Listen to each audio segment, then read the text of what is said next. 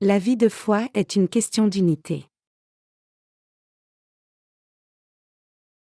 Genèse 14, 1-24. Dans le temps d'Amraphel, roi de Shinéar, d'Arjok, roi d'Élazar, de Kédorlaomé, roi d'Élam, et de Tidil, roi de Gojim, il arriva qu'ils firent la guerre à Béra, roi de Sodome, à Birsha, roi de Gomorre, à Shinab, roi d'Adma, à Shemébé, roi de Tseboïm, et au roi de Béla, qui est Tsoar. Ces derniers s'assemblèrent tous dans la vallée de Sidim, qui est la mer Salée. Pendant 12 ans, ils avaient été soumis à Kédorlaomé, et la 13e année, ils s'étaient révoltés. Mais, la 14e année, Kédorlaomé et les rois qui étaient avec lui se mirent en marche, et ils bâtirent les Rephaïm à Ashteroth-Karnaïm, les Uzim à Ham, les Émim à Shavekir-Jataïm, et les Horiens dans leurs montagnes de Séhir, jusqu'aux chênes de Paran, qui est près du désert. Puis ils s'en retournèrent, vinrent à Amishpat, qui est Kadès, et bâtirent les Amalécites sur tout leur territoire, ainsi que les Amoréens établis à Hatsatson-Tamar. Alors s'avancèrent le roi de Sodome, le roi de Gomorre, le roi d'Adma, le roi de Tseboïm, et le roi de Béla, qui est Tsoar, et ils se rangèrent en bataille contre eux, dans la vallée de Sidim, contre Kédorlaomé, roi d'Élam, Tidil, roi de Gojim, Amraphel, roi de Shinéar, et Arjok, roi d'Élazar, 4 rois contre 5. La vallée de Sidim était couverte de puits de bitume, le roi de Sodome et celui de Gomorre prirent la fuite, et y tombèrent, le reste s'enfuit vers la montagne. Les vainqueurs enlevèrent toutes les richesses de Sodome et de Gomorre, et toutes leurs provisions, et ils s'en allèrent. Ils enlevèrent aussi, avec ses biens, Lot, fils du frère d'Abram, qui demeurait à Sodome, et ils s'en allèrent. Un fuyard vint l'annoncer à Abram, l'Hébreu, celui-ci habitait parmi les chênes de Mamré, l'Amoréen, frère d'Eshcol et frère d'Aner, qui avait fait alliance avec Abram.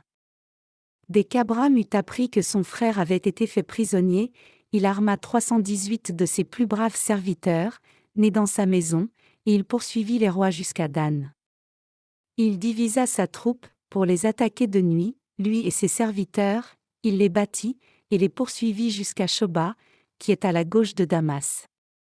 Il ramena toutes les richesses, il ramena aussi Lot, son frère, avec ses biens, ainsi que les femmes et le peuple. Après qu'Abram fut revenu vainqueur de Kédorlaomé et des rois qui étaient avec lui, le roi de Sodome sortit à sa rencontre dans la vallée de Chavé, qui est la vallée du roi. Melchizedek, roi de Salem, fit apporter du pain et du vin, il était sacrificateur du Dieu Très-Haut. Il bénit Abram, et dit, « Béni soit Abram par le Dieu Très-Haut, maître du ciel et de la terre.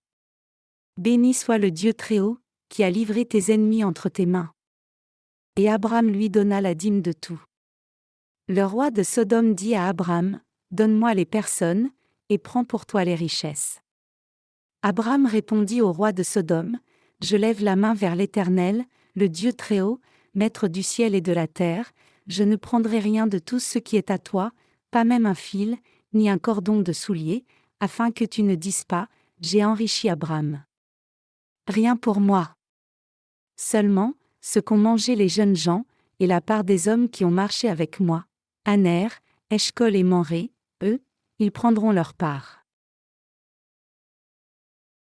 Genèse chapitre 14 décrit Abraham en guerre.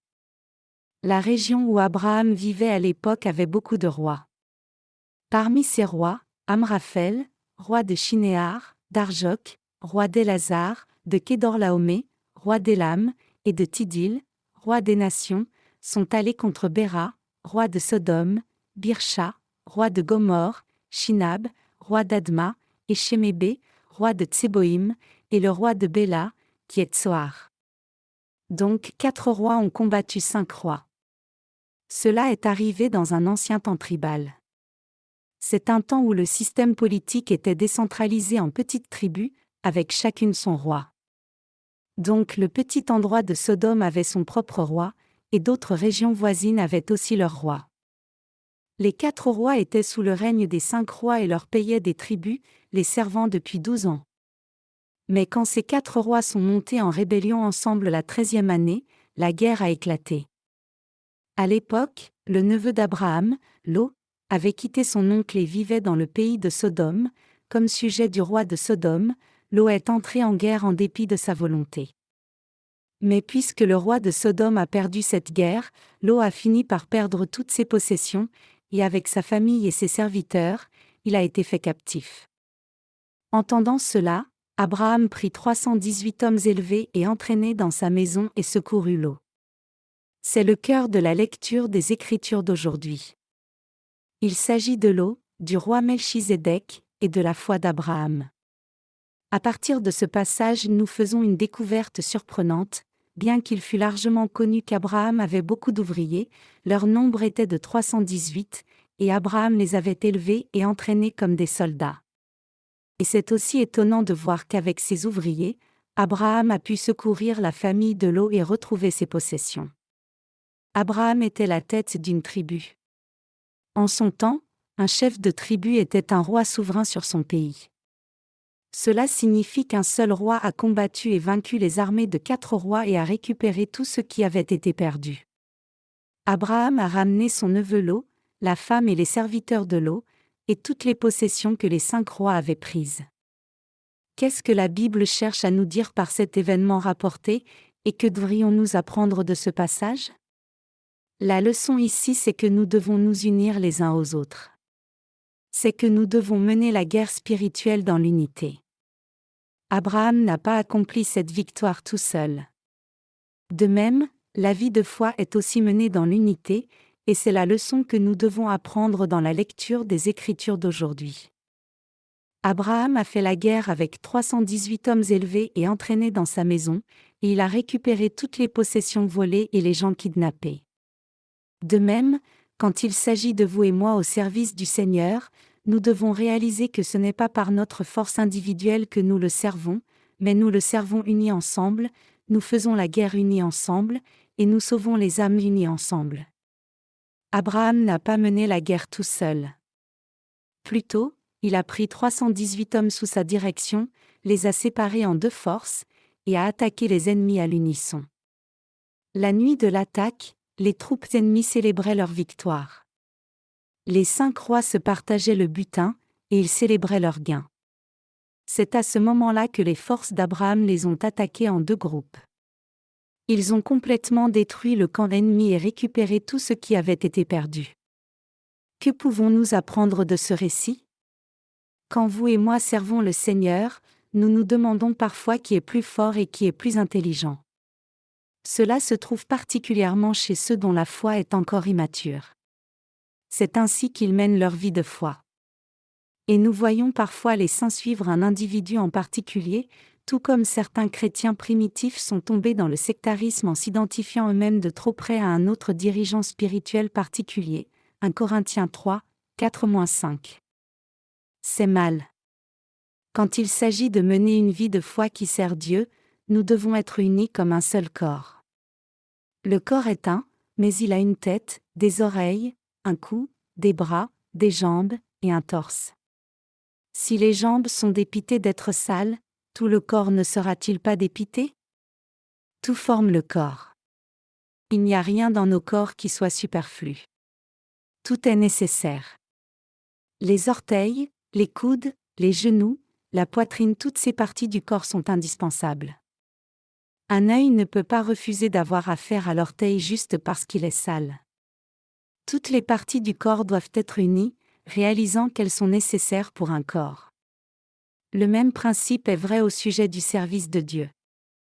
Uni avec ces hommes, Abraham a secouru Lot et récupéré ce qu'il avait perdu, parce que Lot faisait partie du peuple d'Abraham. Abraham a secouru Lot parce qu'il était le berger de Lot.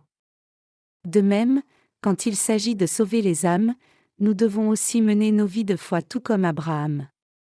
Quand nous avons commencé notre œuvre missionnaire à l'étranger, il y avait une grande incertitude pour savoir si nous pourrions accomplir cette œuvre. En regardant chaque individu, chacun semblait inapproprié. Il ne semblait y avoir personne qui corresponde. Cependant, en faisant l'œuvre de Dieu pour sauver les âmes, nous avions tous quelque chose à offrir à partir des positions qui nous étaient assignées. Le dirigeant donnait le plan général et les ouvriers remplissaient leurs tâches assignées. C'est ainsi que nous avons pu publier nos livres et continuer notre œuvre missionnaire à l'étranger. Ainsi, c'est en nous unissant les uns aux autres que nous pouvons servir le Seigneur, sauver les âmes, combattre Satan, et vaincre ses serviteurs pour délivrer une âme de plus. Assemblons toutes nos forces ensemble et unissons-nous les uns aux autres selon chacun de nos dons et de nos positions.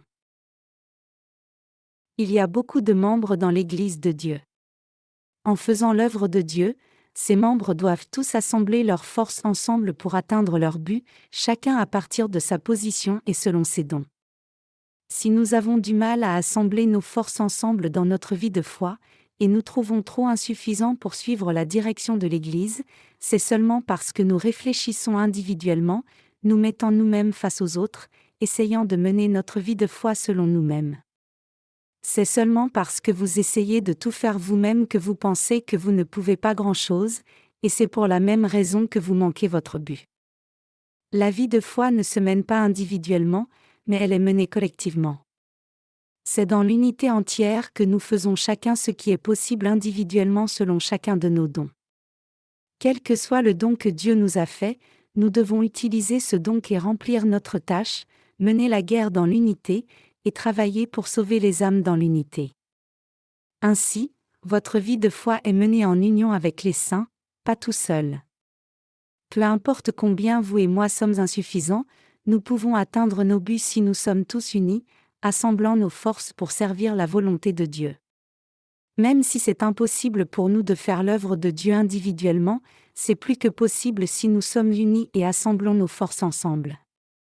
En bref, la vie de foi consiste à assembler nos forces ensemble pour servir la volonté de Dieu dans l'unité. Ce principe peut être appliqué à chaque aspect de notre effort évangélique de sauver autant d'âmes que possible peu importe où elles sont. En essayant de prêcher l'Évangile, nous travaillons tous selon différents modèles et formes. Par exemple, certains de nous sympathisent avec des gens pour leur présenter nos ministres, d'autres font du babysitting pour eux pendant qu'ils écoutent l'Évangile, d'autres prient pour eux afin qu'ils croient en l'Évangile authentique, et une fois qu'ils acceptent l'Évangile, certains travaillent dur pour les nourrir et les protéger des faux prophètes. C'est comme assembler des ressources pour secourir les nôtres qui sont tombés aux mains de nos ennemis. C'est le principe de faire l'œuvre de Dieu. Ainsi, l'œuvre du salut des âmes doit se faire dans l'unité. Telle est la leçon que Dieu nous enseigne par les actes d'Abraham. Bien qu'il puisse sembler que Dieu ait mis l'accent sur des individus comme Abraham, Isaac et Jacob, Dieu nous montre, nous enseigne, nous dit, et nous écrit que ce n'est ni par la force individuelle ni par la foi individuelle que vous et moi pouvons accomplir la volonté de Dieu de diffuser l'Évangile et sauver les âmes, mais c'est accompli seulement en unissant notre foi et nos forces. Le même principe s'applique à toute œuvre spirituelle. Quand nous regardons chacun de nous individuellement, c'est simplement impossible de faire l'œuvre de Dieu et sauver les âmes jusqu'au jour de son retour. Si nous étions tous seuls, nous ne serions même pas capables de prendre soin de nous-mêmes. La nature humaine est telle que nous ne pouvons même pas surmonter nos propres pensées et nos propres faiblesses, et nous sommes enclins à être vaincus dans nos luttes contre nous-mêmes. Cependant, même si nous sommes des êtres fragiles et insuffisants, si nous acceptons la volonté de Dieu et assemblons nos forces ensemble, alors nous pouvons accomplir la volonté de Dieu et le servir fidèlement. Nous devons saisir cette vérité. Quand nous sommes seuls, ne sommes-nous pas faibles? Bien sûr.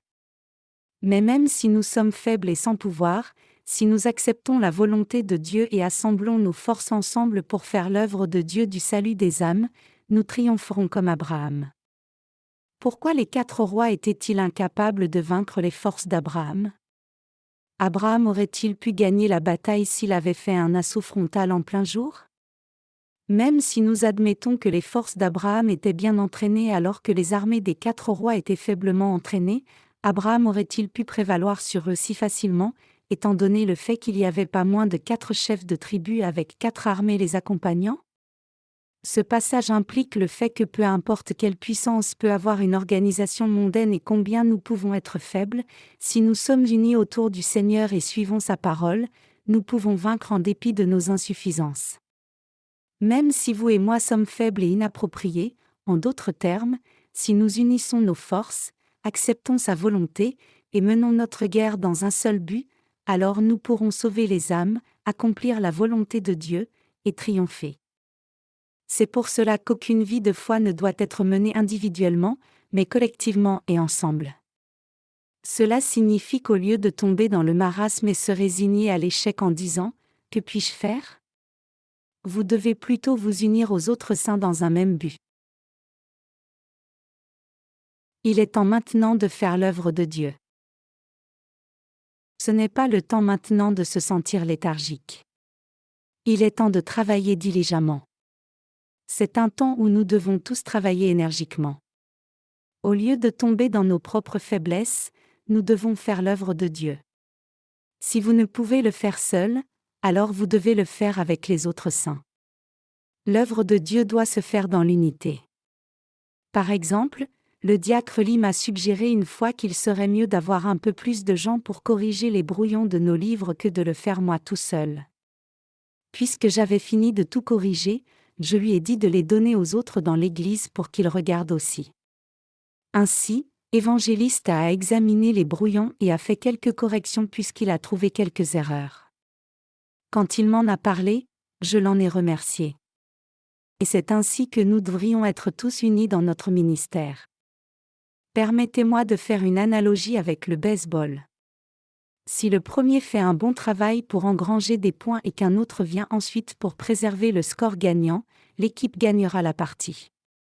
Je suis comme le premier, et la relève puis le dernier viennent ensuite pour gagner la partie. Nous avons besoin de davantage d'ouvriers pour relier et corriger les brouillons pour s'assurer que tous nos livres n'ont aucune erreur. Bien que ce soit très dur, c'est faisable si nous sommes unis. Récemment, nous avons reçu diverses questions d'un lecteur américain qui a lu nos livres. Cette personne a demandé « J'ai lu les livres que vous m'avez gentiment envoyés, et j'ai découvert quelques points intéressants sur le concept du baptême de Jésus. Pouvez-vous m'expliquer le rapport entre le baptême que j'ai reçu et le baptême de Jésus-Christ ?» La deuxième question était « Comment pouvons-nous dire être justes quand nous commettons le péché chaque jour ?» La troisième question était « Qu'est-ce que le baptême de repentance de Jean ?»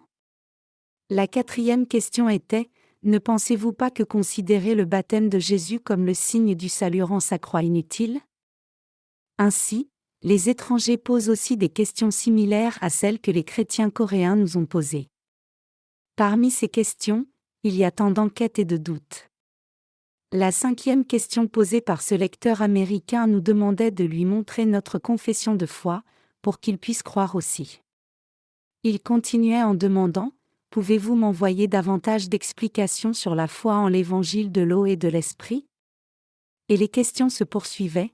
Quel passage des Écritures montre que les apôtres mettaient de l'importance dans le baptême de Jésus ? En dehors de votre accent sur le baptême de Jésus, ce qui est marqué dans vos livres est ce que j'ai déjà cru depuis longtemps. Donc en quoi l'évangile de l'eau et de l'esprit est-il différent de ma foi ? Si l'évangile de l'eau et de l'esprit est correct, alors le salut du brigand à la croix est impossible puisqu'il n'a pas professé sa foi au baptême de Jésus. Comment pouvez-vous expliquer ce cas ? Ce sont des questions ordinaires qui sont souvent posées par quiconque a entendu l'évangile de l'eau et de l'esprit pour la première fois, mais certaines sont absurdes. J'ai pensé que je devais répondre. Donc j'ai demandé au rêve Lee de mettre une section fac sur Internet. Mais quand j'ai regardé certaines réponses, j'ai senti qu'il manquait quelque chose. Donc je lui ai demandé d'arrêter de mettre de nouvelles réponses. Et j'ai aussi demandé à tous les pasteurs de nos églises en Corée de m'envoyer toutes questions plausibles. J'ai ensuite envoyé mes réponses à ces questions au pasteur Shine. Ces questions et réponses ont alors été éditées et placées sur notre site web. Bien que la section fac ne soit pas exhaustive, je suis certain que la plupart des questions ont une réponse. Nous prévoyons d'en faire un supplément et de les inclure dans la version révisée de notre premier livre. Notre travail doit être fait dans l'unité. Dans le passé, je faisais tout moi-même tout seul. Mais maintenant, nous devons tous travailler ensemble. Tout seul, je ne peux pas accorder assez d'attention à chaque aspect de notre ministère, mais nous pouvons faire un meilleur travail si nous sommes unis et partageons le fardeau, chacun faisant sa part. Nous devons travailler dans l'unité. Nous devons servir le Seigneur unis ensemble. Si vous essayez d'en faire trop tout seul, vous ne pouvez pas réussir. C'est pour cela que nous avons partagé notre travail en différentes parties. Certaines personnes s'occupent d'éditer les livres, d'autres s'occupent de l'impression, alors que d'autres s'occupent de charger les e-books. Enregistrer mes sermons et les transcrire à partir de cassettes audio se fait aussi séparément. La même chose fonctionne pour la prière. Chacun a une responsabilité particulière dont il s'occupe. Nous avons appris que tout est possible si les justes sont unis. Comment doit-on mener sa vie de foi? Bien que nous soyons faibles individuellement, nous sommes forts si nous sommes unis comme un seul. Nous pouvons tout accomplir en croyant la volonté de Dieu. Vous devez saisir que c'est ce en quoi consiste votre vie de foi. Tout seul, vous êtes trop inapproprié. C'est aussi vrai pour nos ministres. Si chaque église-fille n'est pas unie aux autres, et si les pasteurs de chaque région suivent leur propre voie pour amasser et dépenser de l'argent au lieu de s'unir à toutes nos églises de Corée, alors rien ne sera réalisé. Il est très douteux qu'une telle église puisse même survivre, puisque son effort d'évangélisation ne porterait aucun fruit. Mais qu'arrive-t-il quand nous prêchons l'Évangile dans l'unité? Nous faisons une réunion de réveil une fois par mois dans nos églises-filles par roulement. Une fois que l'on a décidé de l'orateur, il va dans cette église qui fait la réunion de réveil pour prêcher la parole, et les saints se préparent pour cela. Puis l'orateur qui prêche par la parole gagne de l'énergie, et nous avons aussi de l'énergie en écoutant la parole. L'évangélisation est possible parce que nous sommes unis. Notre foi unie est l'origine de notre force. Abraham, qui a pris 318 hommes élevés et entraînés chez lui, les a séparés en 2 bataillons, a détruit les troupes ennemies en les attaquant de 2 côtés, et a ramené Lot, sa famille, et ses possessions. Qu'est-ce que cela nous dit? Cela signifie-t-il que nous devions littéralement faire la guerre? Non, cela nous enseigne qu'en s'unissant à ses ouvriers, Abraham a accompli ce qui était impossible s'il l'avait fait tout seul. C'est parce qu'ils étaient unis qu'ils ont remporté la guerre. C'est le pouvoir de notre foi unie. Dieu nous dit que nous devons combattre dans l'unité, car notre unité est la source de notre force. Cet enseignement s'applique à toutes nos églises-filles en Corée. Si chaque église membre de la mission de la Nouvelle Vie essaie de dépenser ses ressources financières individuellement au lieu de les assembler, rien ne se fera. Pour faire quelque chose dans ce contexte, nous devrions commettre des fraudes comme certaines autres dénominations. Cependant, ce n'est pas la façon dont nous travaillons, car nous nous intéressons seulement à l'Évangile, et c'est pour cela que nous pouvons relever n'importe quelle et toutes sortes de défis. Mes chers croyants, l'Évangile est diffusé parce que vous servez l'Évangile chacun à la position qui lui est assignée, priant le Seigneur et le servant avec votre argent, votre force et votre temps. Cependant, vous devez aussi réaliser le pouvoir de l'unité. Vous devez réaliser que votre vie de foi est menée correctement seulement quand vous êtes unis aux autres saints. Vous êtes insuffisant tout seul. Il n'y a pas grand-chose que vous puissiez faire tout seul. En jouant au football, votre équipe ne gagne pas la partie juste parce que vous êtes un bon joueur. Même le meilleur buteur est inutile s'il ne joue pas en équipe. Sun Hong-wang, un joueur coréen au Japon, a été sélectionné comme l'un des meilleurs buteurs de l'année. Mais pendant qu'il jouait dans la ligue coréenne, il n'était pas si performant. C'est probablement parce qu'il n'avait pas beaucoup de soutien de ses coéquipiers. Mais dans cette nouvelle équipe de la ligue japonaise, il trouve que ses coéquipiers font de leur mieux chacun à sa position, et donc il peut se concentrer sur son rôle de buteur pour son équipe. Et c'est pour cela qu'il est considéré comme un si bon joueur dans la ligue japonaise. Vous devez changer le concept même de votre vie de foi que vous avez eu jusqu'à présent. En jouant au football, il n'y a pas de plaisir sans marquer de but. C'est amusant de jouer au football seulement si l'on peut marquer. Se concentrer exclusivement à monter une défense de fer n'est pas si excitant. Alors que cela n'a évidemment pas de sens de permettre délibérément à l'équipe adverse de marquer, c'est plus excitant quand l'équipe adverse amène du défi dans la partie. Nous regardons et jouons au football pour trouver un peu d'excitation et se détendre du stress quotidien. Cependant, ce n'est pas pour montrer notre force et patience que nous servons le Seigneur et menons notre vie de foi. Plutôt, nous menons nos vies de foi afin d'accomplir la volonté du Seigneur. C'est pour cela que nous devons être unis. Même quand il est question de football, une équipe peut gagner seulement si ses joueurs sont unis. Nous pouvons atteindre avec succès nos objectifs seulement si nous assemblons nos forces. Nos vies de foi consistent à unir nos forces pour accomplir la volonté du Seigneur. Je vous exhorte à changer le concept même de votre vie de foi. Si vous êtes tout seul, vous ne pouvez que vaciller d'avant en arrière.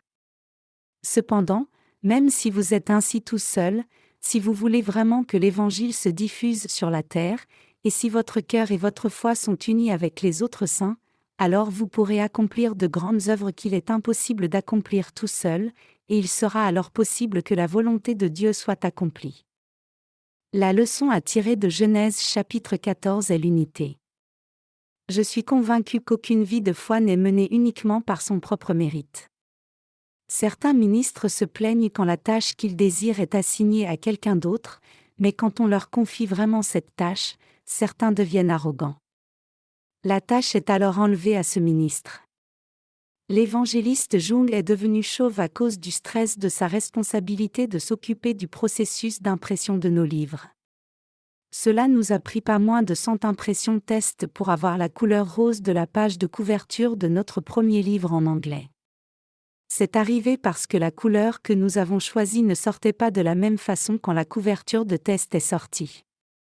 L'on m'a dit que lorsque l'impression finale serait faite, la couleur allait bien ressortir, mais j'ai refusé de l'accepter.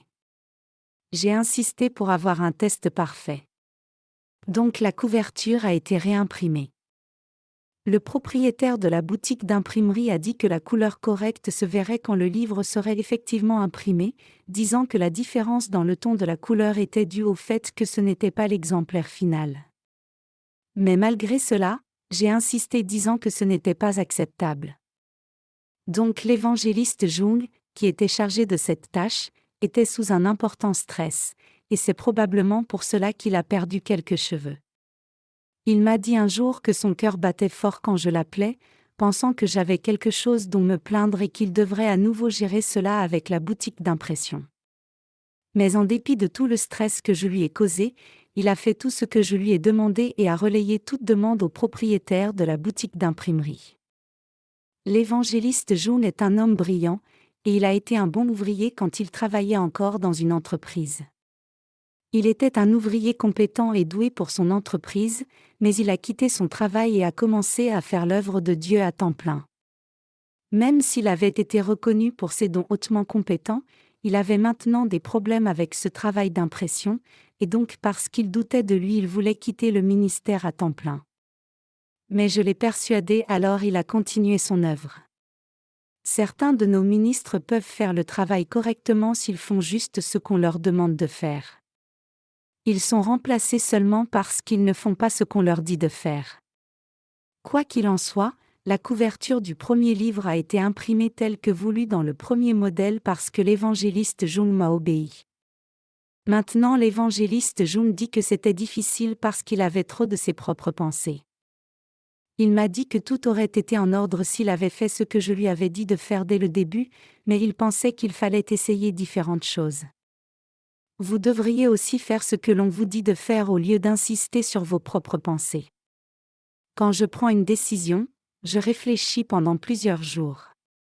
Si quelqu'un change en une minute ce qui m'a pris plusieurs jours de délibération pour me décider, je dis à cette personne, « Pourquoi ne décides-tu pas tout seul ? Ne suis-je pas à la tête de cette assemblée ? Même si je ne suis pas si intelligent, tu dois faire comme je l'ai décidé. Heureusement, l'évangéliste June n'a pas objecté à ma décision et la couverture a été imprimée, très belle, par conséquent. Cela s'est accompli par l'unité. Et la couverture a été bien accueillie par nos lecteurs. Même s'il semblait que la couleur du test était la même que le design originel, une petite différence pouvait se développer en une grande différence. La couleur pouvait changer progressivement au fil des différentes réimpressions, et donc il était très important d'avoir la bonne couleur dès le tout commencement. Vous devez réaliser ici combien c'est important pour tous d'être unis.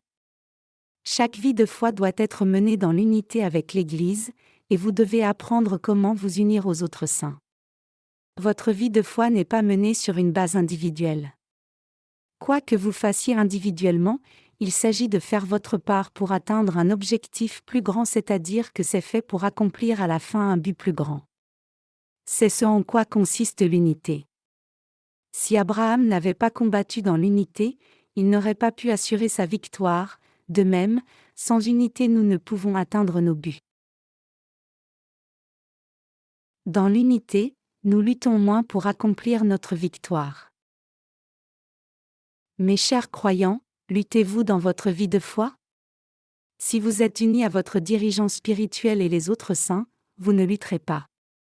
Vous accomplirez en fait beaucoup plus. Pourriez-vous mener votre vie de foi jusqu'au jour du retour du Seigneur si vous continuez sur votre voie individuelle? Cela serait-il possible? Non, c'est impossible. Tout comme je dois m'unir à la volonté du Seigneur, vous devez aussi être unis. Peu importe combien vous pouvez être insuffisant, vous pouvez devenir un croyant exemplaire si vous êtes unis au Seigneur. Saisissez-vous cela? Tout ce que nous avons fait jusqu'à présent est fait dans l'unité. Ne diffusons-nous pas l'Évangile avec l'argent que nous avons assemblé dans l'unité par nos promesses de dons? Ainsi, les petits efforts sont assemblés et produisent une grande force. Tout demande de l'unité. Tout doit être fait dans l'unité. En fait, que nous parlions des affaires, des entreprises, des églises, de la vie de foi, ou de la diffusion de l'Évangile de Dieu, tout échouera sans unité. Avec l'unité, tout est accompli. Une affaire échouée fait banqueroute par manque d'unité. Elle échoue parce que l'employeur et les employés font toutes choses individuellement. Tout ce qu'il faut pour qu'une entreprise ait du succès, c'est que la direction et les ouvriers soient unis et assemblent leurs forces ensemble. La même chose vaut pour les pays. Pour qu'une nation réussisse, il faut de l'unité entre les dirigeants et le peuple. Mais sans unité, un pays ne peut pas réussir peu importe combien son président ou les citoyens sont bons. L'unité est indispensable. L'on dit que les Japonais sont les meilleurs citoyens au monde. Les Allemands sont aussi considérés comme de bons citoyens. La caractéristique unique des bons citoyens se trouve dans leur unité. L'on dit que pour relancer leur économie après la fin de la Seconde Guerre mondiale, les Allemands ne dépensaient pas une allumette pour allumer les cigarettes à moins d'être plus de 5 fumeurs réunis. C'est ainsi qu'ils ont reconstruit leur économie pour bâtir l'Allemagne d'aujourd'hui. C'est ainsi que le pouvoir de l'unité est grand. La Corée du Sud a aussi vécu une croissance économique rapide. C'est en partie dû à l'unité que les Coréens ont instaurée pendant la présidence de Park Chung-hee et sa direction ferme. Bien que le président Park reste une figure historique controversée en Corée, critiqué par certains comme un dictateur militaire brutal et loué par d'autres pour avoir posé le cadre du développement rapide de la Corée, l'on reconnaît largement que la politique économique poursuivie sous sa présidence a été cruciale pour l'industrialisation réussie de la Corée. Tout le monde était uni dans cet effort pour pousser le pays hors de la pauvreté croissante. La nation entière a travaillé avec le seul but d'améliorer le niveau de vie des gens, et c'est par cette unité déterminée que le miracle économique coréen est né. Cependant, après la mort du président Park, l'unité du peuple coréen a commencé à s'écrouler, et la nation a eu des difficultés par conséquent. Les présidents qui ont suivi Park n'ont pas forgé l'unité. Mais quand des temps de crise sont arrivés, les Coréens s'unissaient de nouveau.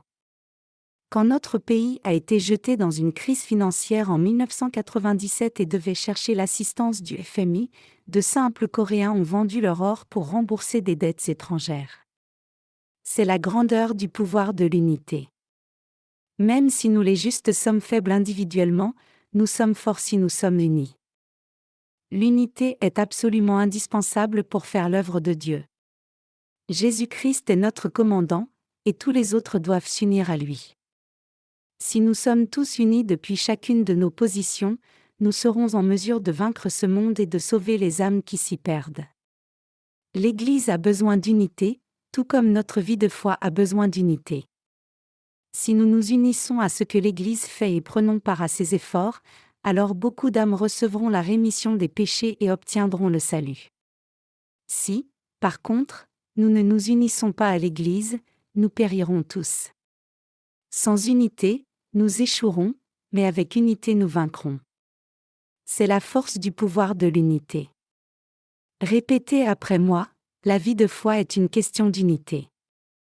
Je suis absolument convaincu que même si vous êtes faible, si vous êtes unis à ce que fait l'Église, alors en dépit de vos insuffisances, vous serez en mesure d'être utilisé par Dieu comme son instrument précieux et recevrez ses bénédictions.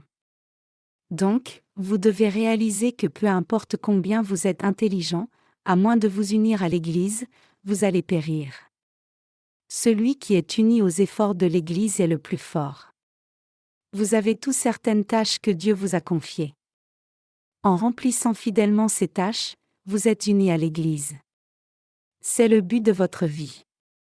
Mes chers croyants, votre foi et votre compétence grandiront seulement si vous êtes unis à ce que fait l'Église, même si vous n'êtes pas tellement fort. Avant tout, vous devez unir votre cœur à l'Église. L'unité inclut de faire ce que vos prédécesseurs dans la foi vous disent de faire. Comme tous les autres, quoi que je fasse, je le fais pour le Seigneur. C'est fait par la foi. Vous ne vous unissez pas selon vos circonstances. Plutôt, vous vous unissez à l'Église sur la base de la seule passion de diffuser l'Évangile. Votre décision de travailler en union avec l'Église ne devrait pas dépendre du fait que ce travail soit terminé ou pas. C'est vrai aussi pour votre confiance en l'Église. Croire que l'Église de Dieu est la meilleure de toutes les églises du monde est la foi correcte qui vous permet de vous unir à l'Église. C'est l'unité. Réalisez-vous maintenant combien l'unité est importante? Alors que je remplis mon ministère, je sais très bien que cela ne se fait par moi-même tout seul. Comment pourrais-je tout faire seul? Si je partage l'Évangile avec quelqu'un, tout ce que je peux faire pendant quelques heures c'est cela. De même, quand je viens enseigner un cours à l'école de la mission, c'est tout ce que je peux faire. C'est impossible pour moi de faire deux choses en même temps. Notre ministère peut réussir seulement si chacun des services fonctionne dans l'unité. Nous devons tous travailler pour le Seigneur dans l'unité. C'est à cause de cette unité que l'Évangile est diffusé et que la volonté du Seigneur est accomplie sur la terre. À moins que nous ne soyons unis, la volonté du Seigneur ne sera pas accomplie sur cette terre peu importe combien notre foi peut être grande. Le Seigneur ne travaille pas à travers n'importe qui, mais il travaille à travers ceux qui ont uni leur cœur à lui. Dieu accomplit sa volonté à travers ceux qui font son œuvre dans l'unité. L'unité est absolument indispensable. Si vous et moi sommes unis, nous aurons un grand pouvoir et nous serons fortifiés encore davantage. Si, par contre, nous ne sommes pas unis, alors nous périrons inévitablement dans nos faiblesses et insuffisances. Même si nous professons que nous sommes morts en Christ, la vérité c'est que nous serons encore vivants et finirons par vivre chaque jour ensevelis en nous-mêmes. Dieu nous a donné une foi unie. Quand vous réalisez cela après avoir reçu la rémission de vos péchés, vous devenez mature dans votre foi. Êtes-vous unis à l'Église de Dieu? À quoi êtes-vous unis? Je vous exhorte à vous unir à ce que l'Église désire. L'Église vous confie un travail et vous demande de le faire. Accomplir cette tâche, c'est ce que signifie l'unité. Prier pour les mêmes sujets que l'Église, c'est prier pour l'unité. Servir le Seigneur, diffuser l'Évangile, s'assembler, chercher la volonté du Seigneur, toutes ces choses sont l'unité. Même si vous êtes insuffisant en tant qu'individu, tout ce que vous devez faire c'est remplir fidèlement la tâche qui vous est assignée, suivre les efforts de l'Église dans l'unité, et prier. Ce n'est pas si dur, n'est-ce pas?